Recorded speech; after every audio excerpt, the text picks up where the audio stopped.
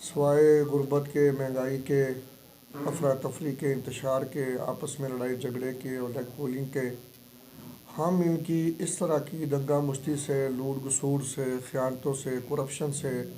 جس طرح پاکستان اس وقت پس رہا ہے اور عام بیچارے آٹے کی لائنوں میں لگے ہوئے مر رہے ہیں، اور حکمرانوں نے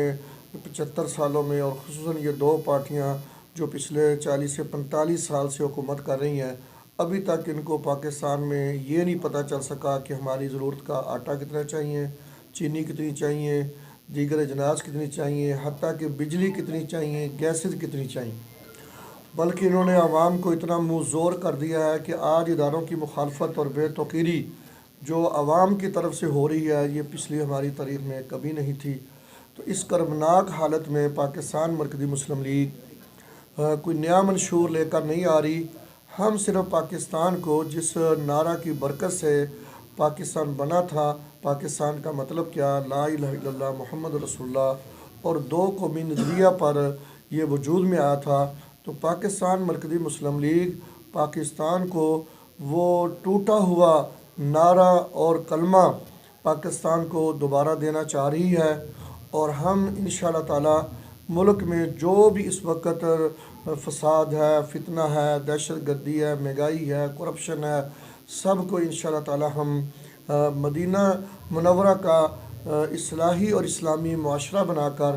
اور وہی اسلامی اخوت بنا کر اور مدینہ منورہ کی معیشت سے ہی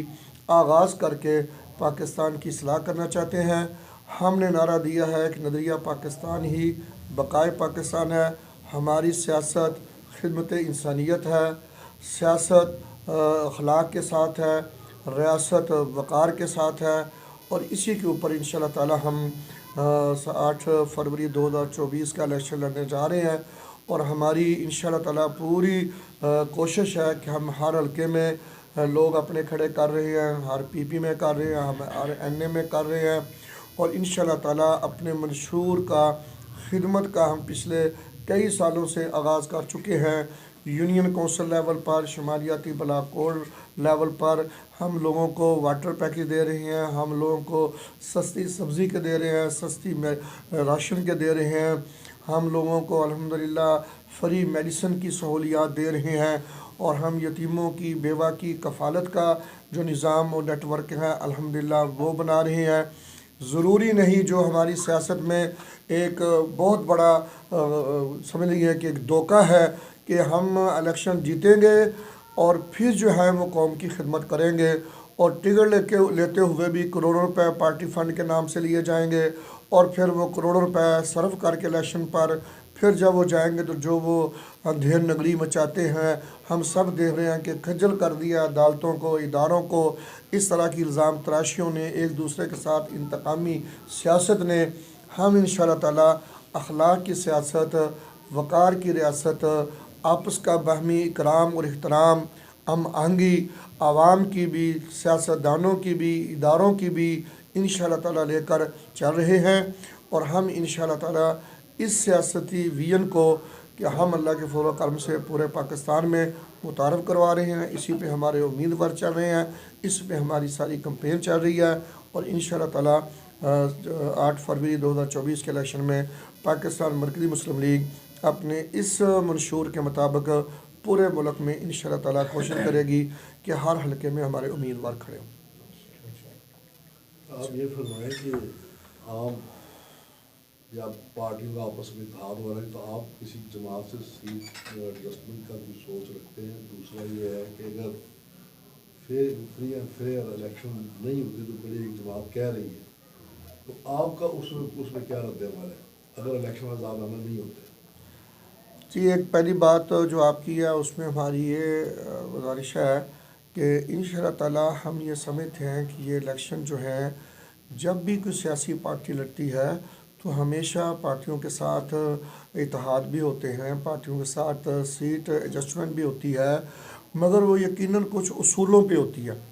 کچھ طریقہ کار کے مطابق ہوتی ہے۔ تو ہماری پارٹی کے، ہماری جماعت کے، مسلم لیگ کے حوالے سے جو بھی اس سلسلے میں ہمارے ساتھ متفق ہوں گے یا ہم کسی کو اپنے ساتھ متفق کر سکیں گے تو انشاءاللہ تعالی ہم ضرور کریں گے. یہ ایک سیاست کا حصہ ہے، ہم بھی اسی کے ساتھ ہیں. جو آپ نے دوسری بات کی اس کے دو پہلو ہیں. ایک تو یہ ہے کہ ہمارے ملک کا عام طور پر ٹرینڈ بن گیا ہے، اگر کسی پارٹی کو مفادات ملتے ہیں یا اس کو الیکشن میں اچھی پوزیشن ملتی ہے یا کوئی اور کامیابی ملتی ہے تو پھر ہم کہتے ہیں جی سارا کچھ بڑا نا شفاف ہوا ہے. اور اگر ہماری پارٹی کو یہ نہیں ملتی چیزیں، سیاست میں بھی ہماری مطلب سیٹیں نہیں آتی، ہمارے باقی معاملات میں ہماری بہتری نہیں ہوتی، تو پھر وہ ہم بجائے اتنا ظرف اور کھلا سینہ رکھنے کے کہ ہم اپنی پارٹی کے منشور کی، اپنی قیادت کی ناکامی نہ سہی تو کم از کم موقع پر پیچھے رہ جانے کو یا مطلب ہار جانے کو ہمیں کھلے دل سے تسلیم کرنا چاہیے. جمہوری معاشروں میں اور حکومتوں میں یہی انداز ہوتا ہے. مگر ہم سمجھتے ہیں کہ ہماری یہ ڈگڈگی ہر الیکشن پہ یہی بچتی ہے جو آپ فرما رہے ہیں. انشاءاللہ تعالی ہماری توقع یہی ہے، ہماری کوشش بھی یہ ہے. ہم اداروں سے بھی یہی گزارش کرتے ہیں، نگران حکومت سے بھی کرتے ہیں کہ ان کی ذمہ داری ہے اور صرف ایک ہے کہ شفاف اور پرامن انتخابات.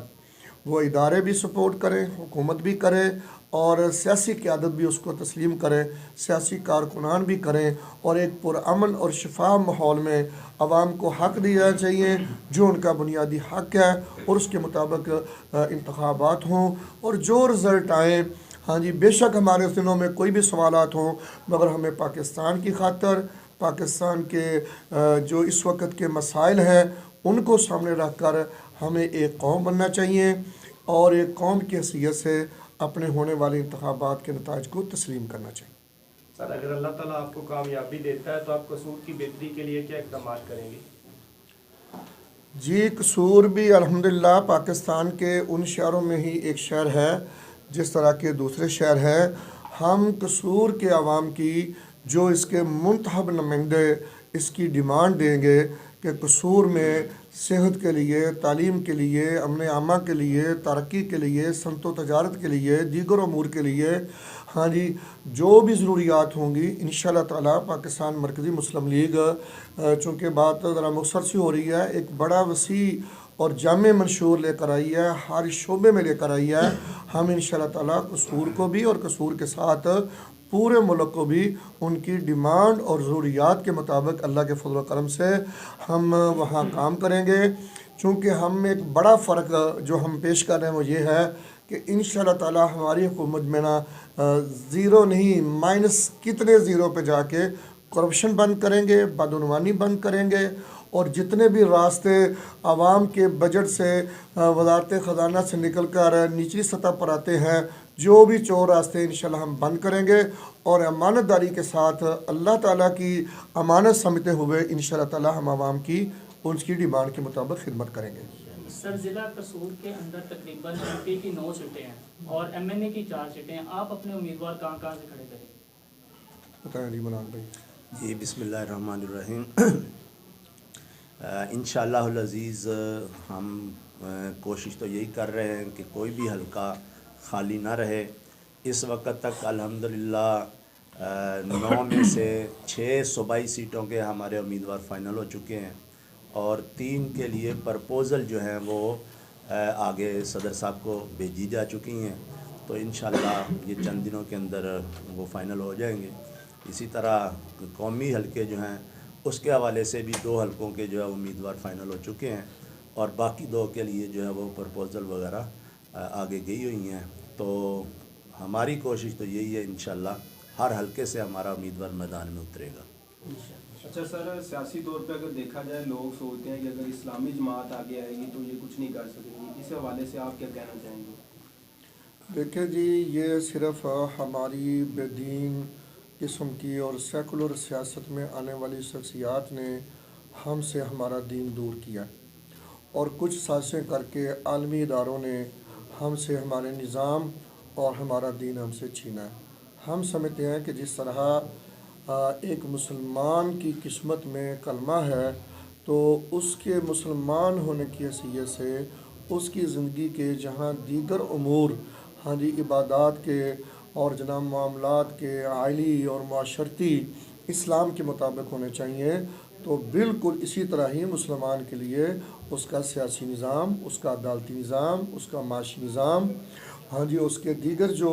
نظام ہیں وہ بھی اسلام کے مطابق ہونے چاہیے۔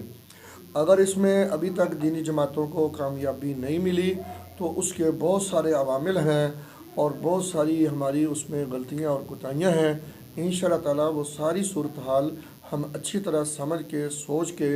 یہ نعرہ لگا رہے ہیں، اور انشاءاللہ تعالیٰ ہم سمجھتے ہیں کیونکہ اب ہمارے پاس اور کوئی راستہ ہی نہیں رہ گیا۔ آپ نے سوشلزم کا نعرہ لگا کے دیکھ لیا ہے، کمیونزم کا دیکھ لیا ہے، آپ نے روٹی کپڑے کا لے لیا ہے، پیرس بنانے کا لے لیا، پتہ نہیں کیا کیا کر رہی ہے، اور سوائے لوٹ گسوڑ کے آپ کے پلے میں کچھ نہیں ہے۔ اس وقت آپ کے خزانے خالی ہیں۔